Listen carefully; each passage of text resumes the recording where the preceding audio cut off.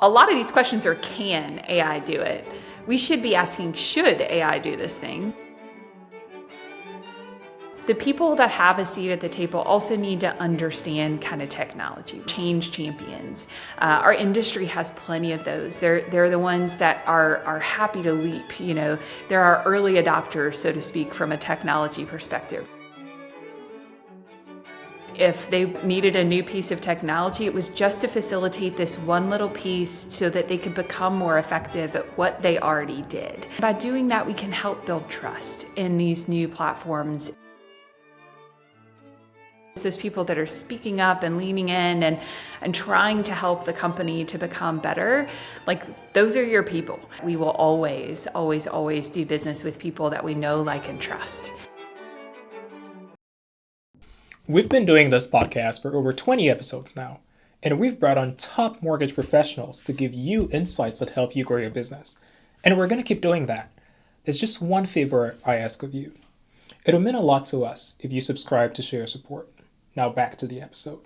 Hey everybody, welcome back to the Loan Officer Playbook, the podcast where we talk about real insights and strategies in loan origination. Today my guest is Melissa Langdale. Melissa is the founder and CEO of Praxis Lending Solutions, and she's helping executives in the mortgage industry navigate the world of AI, automation, and adopting technology. Welcome to the show, Melissa. Thank you so much for having me, Michael. Amazing. So we were chatting before the recording started, and we were talking about this disconnect that the industry has, not only between vendors and executives, but also there's a third party where executives have a different expectation of technology than their team does. How do you think leaders should navigate that paradigm? So a lot of what I spend my time talking with executives and leaders about is change management. And that seems like such a simple, a simple thing to talk about because, everybody that goes through leadership has this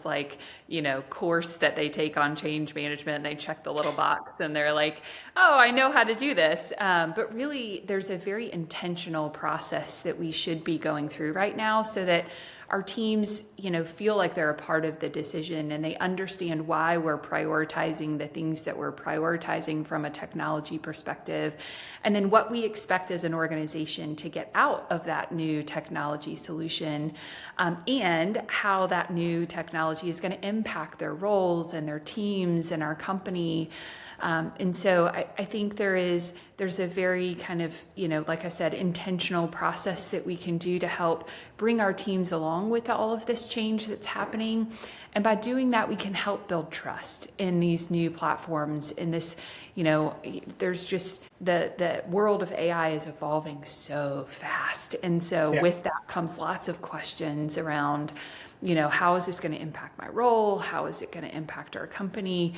And like you said, there is this disconnect of the hope that comes from these platforms and the reality of what we're going to see on day one. And we need our teams to be a part of that, the process of kind of championing change within our organizations, but also be a part of the process of choosing and prioritizing the things that are going to be most impactful and helping us to separate as leaders that hope from reality, because they're in the weeds every day in our organizations, making loans happen, helping customers, and they're going to know in a lot of cases better how to separate out that hope and reality. So I think there's a lot of things as leaders we can do to help bring our teams along with that change and build trust and really be impactful with the technology that we're implementing. Yeah, I totally agree with that. You mentioned something about that reality of hope that the technology brings. So that reality is always changing. And one of the things that we've noticed is, people run these pilot programs and they give it to their top producers, their top performers. But what ends up happening too is that, the underdogs end up using the technology a lot more than the top producers, because some of the top producers have a specific way of doing it, and then they've been doing it their entire lives, and that's what makes them top producers. But the underdogs are finding new ways and new technologies, and they end up having this hockey stick growth. So we've had CEOs tell us that, hey, I don't want to sort of do a pilot program. I just want to roll it out to the entire organization and see who picks it up. Are you seeing that?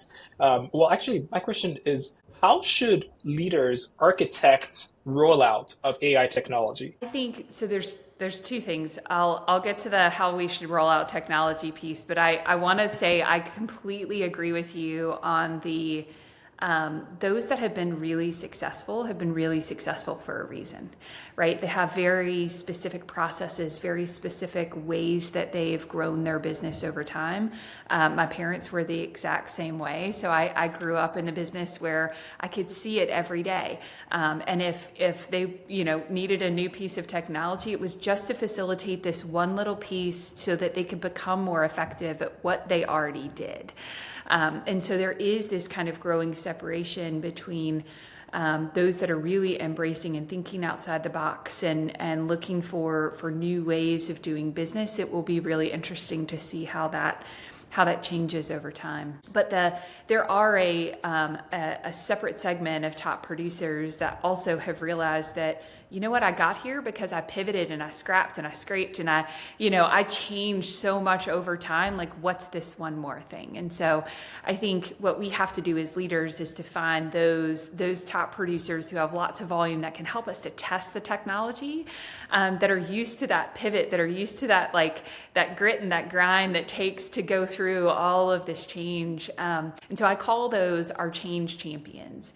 Our industry has plenty of those. They're the ones that are happy to leap. They're our early adopters, so to speak, from a technology perspective, right? They're the ones that see value and change in their business and how they operate. And so I think as leaders, we have to identify those change champions, not just in the sales team, but also in our operations team, because there's plenty there as well.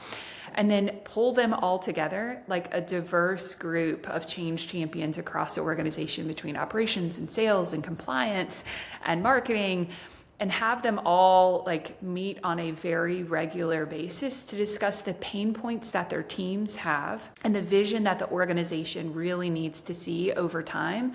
And so bring them along with the change, help give them a voice and a seat at the table, and help them to be the ones to help you to prioritize the technology that you're rolling out. Because you can't do everything all at once as an organization. Otherwise, as you know, something's gonna fall in the midst of all of that. You have to be very intentional about the things that you're prioritizing over time. And so, like I said, just find those change champions and be very intentional about making them a part of the change that you want to see. I think is really important. Yeah, I love the concept of change champions. Do you have a framework for finding change champions? Oh, I mean, look, as leaders, this is, there are some things I think we need to build frameworks around, and then there are some things that as people we just see in other people.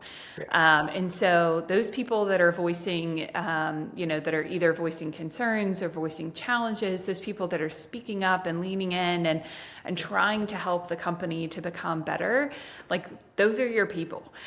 Pull them in, give them a seat at the table, help them to hear that their voice is heard. Yeah. But there also is a component to this that the people that have a seat at the table also need to understand kind of technology, right?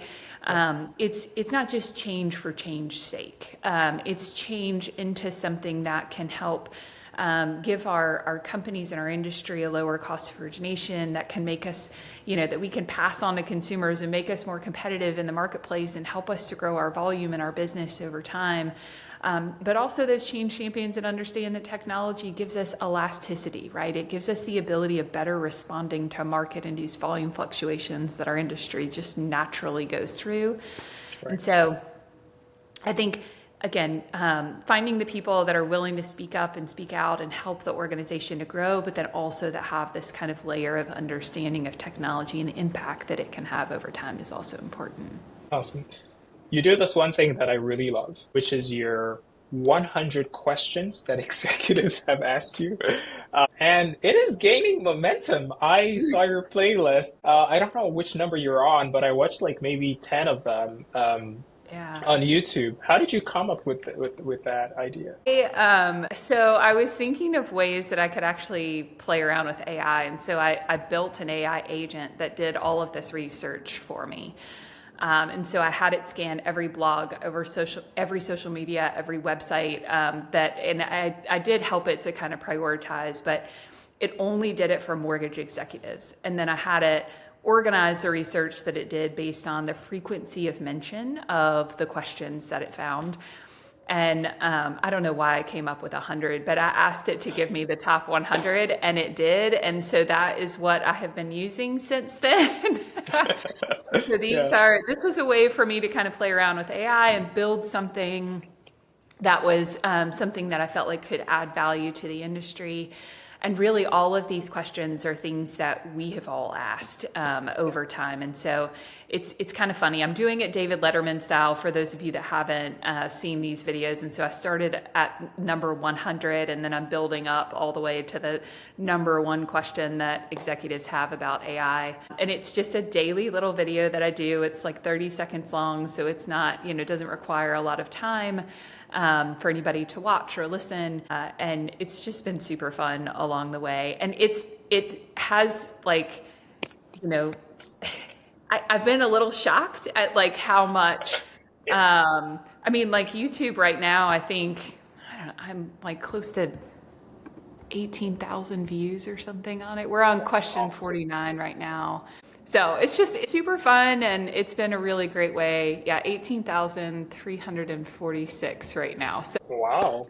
That's awesome. Yeah, it's been a little, project for me, but also just a lot of fun to add some value to the industry along the way. I think it's very topical. One thing that caught my eye, I was on there and I saw one of the videos is, can AI order a title?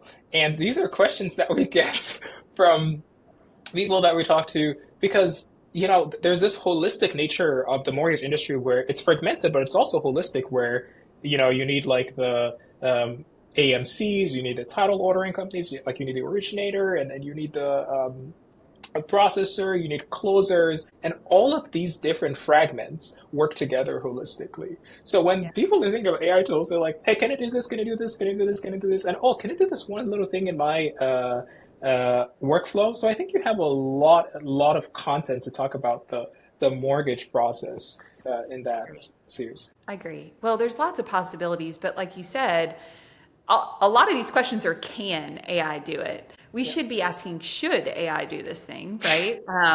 And we should be asking, really, how complex is this to build? Because as you said, there are lots of layers to building out something like, can AI order title? It's not just as simple as like automation, right? Where you kind of traditionally build like a RPA bot to go in and like push the buttons within your system and send an email to the title company. When you talk about like AI ordering title or being a part of that title ordering process, like how far can it go? Can it communicate back and forth to the title company? Can it ask questions to the borrower that the title company might have? Can it help us to do title searches for us? And so can it help us to give that customer that speed to certainty that they're really looking for at that part of the process? And so it's really, I think there's so many layers to these things. And while yes, these are like little 30-second clips, they obviously cannot get into all the complexity behind what's really possible and how it would actually, how you would actually build something like that. Yeah. So because you come from a mortgage background, not only with an admin level, but also like operations level, I can see your operations brain going like, should it actually do this? Like, it cannot do everything. Like, what are the most important things that it should do? So this is a question that I want to ask. Do you think in this age of AI, do you think operators make better mortgage CEOs or originators make better mortgage CEOs? Well, that's a really complex question, but I can appreciate it. I think there's a balance between the two. I think, frankly, as leaders, there's no right answer. It's understanding who can make the right decisions for the organization, and then how they balance the people around them that can fill the gaps that they might not have. So I don't know that I have the right question for that, or the right answer for that question. I think it's a balance of operators and and sales teams that really need to come together to take our industry to the next level. I'm going to pause it here. Let me know if you have to go in 1 minute. That's good. Okay, so we'll wrap it up. Melissa, what's one advice you'll give to mortgage leaders and mortgage CEOs as they navigate this world of technology and this new paradigm? Well, I'll build on one thing that we said earlier, and you started to ask, like, what are the right places where AI should live? And I believe that we will always, always, always do business with people that we know, like, and trust. And we can leverage technology to help people to like us and to help people to know us, but we're the only ones that can build trust. Right. And so, think about technology in the places where you can really help you to become more efficient, more effective, more known, more liked in the industry. But then on the flip side, make sure you don't delegate the things that help you to build trust and relationships. Those are just really, really critical along the way. Thank you so much, Melissa. Thank you so much for having me, Michael. This was so fun to just spend a little bit of time with you today. I appreciate it. You're welcome. This has been another episode of the Loan Officer Playbook, and I'll see you in the next one.